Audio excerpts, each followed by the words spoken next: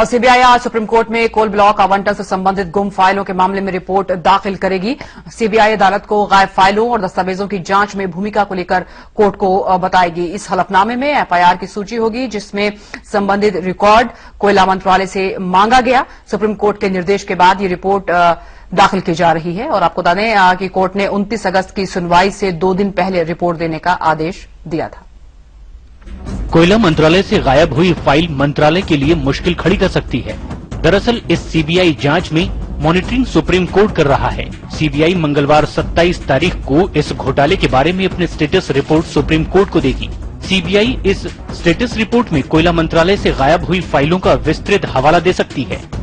CBI के मुताबिक उसने 225 महत्वपूर्ण फाइलों की मांग कोयला मंत्रालय से की और 67 फाइल 2006 से 2009 के बीच कोयला ब्लॉक आवंटन से जुड़ी हुई हैं। उधर कोयला मंत्रालय ने सीबीआई को चिट्ठी लिखकर कहा है कि जांच से जुड़ी हुई कुछ फाइल उसे दी गई है और अभी कुछ फाइलें देना बाकी है। कोयला मंत्रालय ये भले ही कह रहा है कि फाइल देना है, पर कोयला खदान आवंटन के लिए जो स्क्रीनिंग कमेटी की 35वीं बैठक हुई थी उससे जुड़े कुछ दस्तावेज भी गायब हैं। ये बैठक 20 से 23 जून और 30 जुलाई को हुई थी। स्क्रीनिंग कमेटी की इस बैठक में कांग्रेस नेता नवीन जिंदल और दूसरे नेताओं से जुड़ी हुई कुछ फाइलें गायब हैं।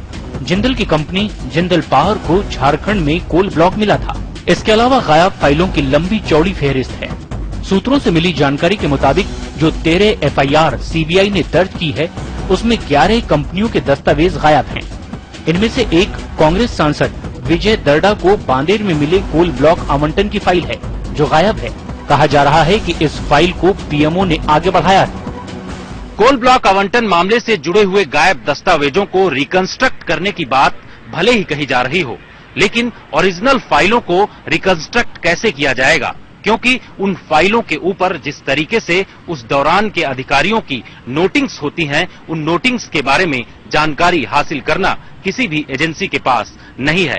ऐसे में सवाल ये कि सीबीआई उन गुनहगारों तक कैसे पहुंच पाएगी जिन लोगों ने उस दौरान उन फाइलों में नोटिंग्स दी थी। सीबीआई भले ही फाइलों के रिकंस्ट्रक्शन की बात कर रही है, पर असल सबूत सीबीआई को मिलने में मुश्किल हो जाएगी। ऐसे में अब सीबीआई सुप्रीम कोर्ट के सामने होगी जिसमें वो फाइल गायब होने से लेकर कोल ब्लॉक आवंटन की अब तक की जांच पर रिपोर्ट सौंपेगी। अब सुप्रीम कोर्ट का इस मामले में क्या रुख होता है, सरकार और कोयला मंत्रालय की उस पर नजर होगी। कोयला घोटाले पर सुप्रीम कोर्ट की मॉनिटरिंग के बावजूद कोल ब्लॉक आवंटन मामले से जुड़ी हुई फाइलें रहस्यमय तरीके से गायब हो जाती हैं। इन गायब फाइलों के बारे में न तो सरकार के पास कोई जवाब है और न ही कोयला मंत्रालय के पास। ऐसे में सवाल ये कि 1,86,000 करोड़ की इन घोटाले का क्या होगा जिसकी की जांच सीबीआई कर रही है, क्योंकि सीबीआई बिना सबूतों के इस घोटाले से जुड़े हुए लोगों को अंजाम तक नहीं पहुंचा सकती। इस समय दिल्ली से कैमरामैन संजीत के साथ जितेंद्र सिंह।